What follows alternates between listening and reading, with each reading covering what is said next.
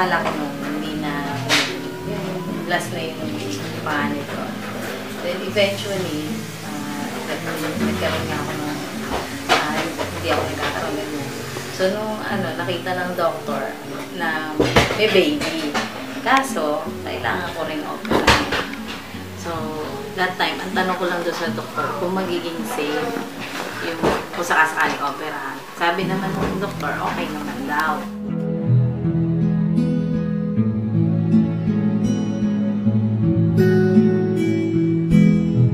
Si Jet? Opo. Diyan nag-aaral dati sa Alpha.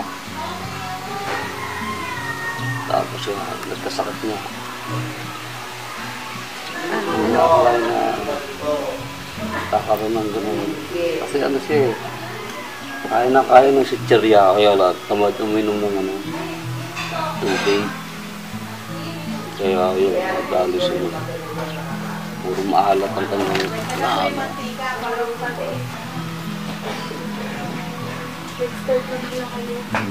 Bagamat meron ng sa buhay yun. Sana malampasan niya para magsama-sama kami. Kasi mahirap din pag may nangyari sa kanya.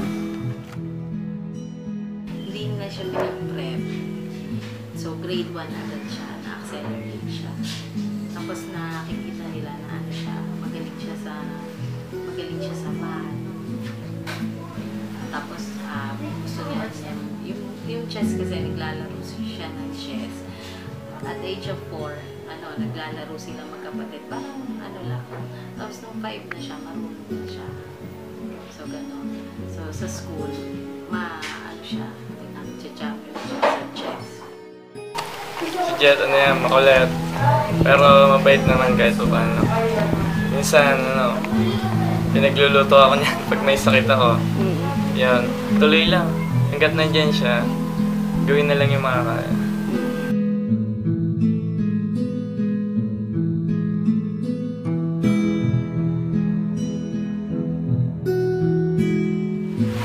Lagi kang nagdadala, lagi lang kasi pinamagin si Jesus. Ewan ko sa iba, pag kasi kami yung magkausap, inaano niya, tapos isa nga kinukorek pa niya ako pag ako yung nakikita niya yung kamali, mamaliyo.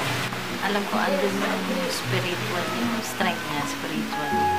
Pero emotion, syempre bata, minsan nahuli ko siya naiyak sa gabi. So, anak, pa lang, hindi naman masama umiyak. Ilabas mo lang. Pero, still, yung hope, saka yung will to go. Maraming salamat sa, mga tumutulong sa amin. Kahit ganito kami. Maraming salamat.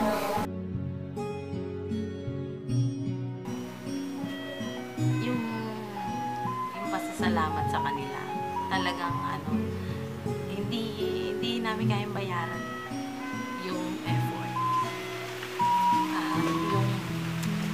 Yung pagod, yung time, yung mga pamasahe, yung talent na sinishare nila. Hindi ko sila kilala Hindi rin nila ako kilala. Hindi rin nila personal na kilala si Che. Pero diba, inaplos yata ng Diyos yung puso nila.